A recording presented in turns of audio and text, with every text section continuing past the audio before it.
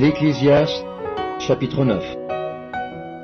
Oui, j'ai appliqué mon cœur à tout cela. J'ai fait de tout cela l'objet de mon examen, et j'ai vu que les justes et les sages et leurs travaux sont dans la main de Dieu, et l'amour aussi bien que la haine. Les hommes ne savent rien, tout est devant eux.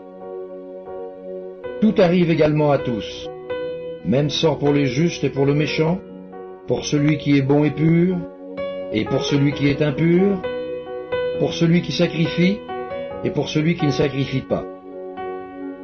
Il en est du bon, de celui qui jure comme de celui qui craint de jurer.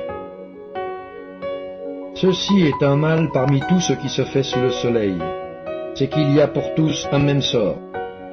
Aussi le cœur des fils de l'homme est plein de méchanceté, et la folie est dans leur cœur pendant leur vie. Après quoi, ils vont chez les morts. Car qui est excepté? Pour tous ceux qui vivent, il y a de l'espérance, et même un chien vivant vaut mieux qu'un lion mort.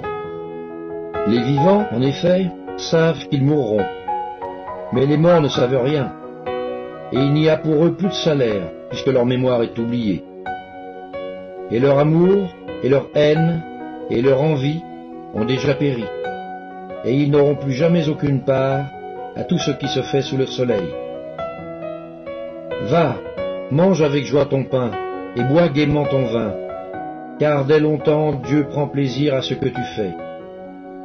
Qu'en tout temps tes vêtements soient blancs, et que l'huile ne manque point sur ta tête.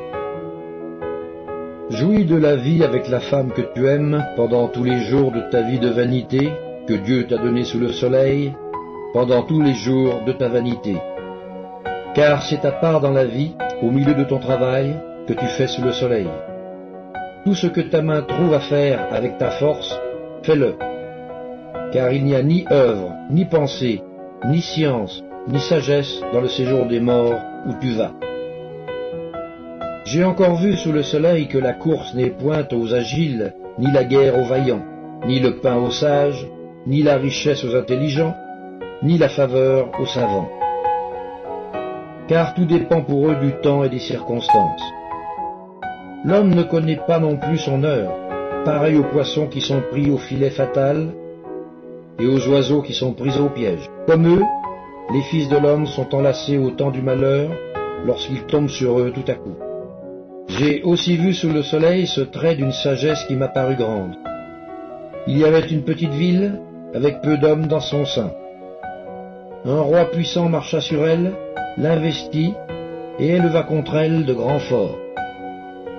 Il s'y trouvait un homme pauvre et sage qui sauva la ville, et personne ne s'est souvenu de cet homme pauvre. Et j'ai dit, la sagesse vaut mieux que la force. Cependant, la sagesse du pauvre est méprisée, et ses paroles ne sont pas écoutées. Les paroles des sages, tranquillement écoutées, valent mieux que les cris de celui qui domine parmi les insensés. La sagesse vaut mieux que les instruments de guerre,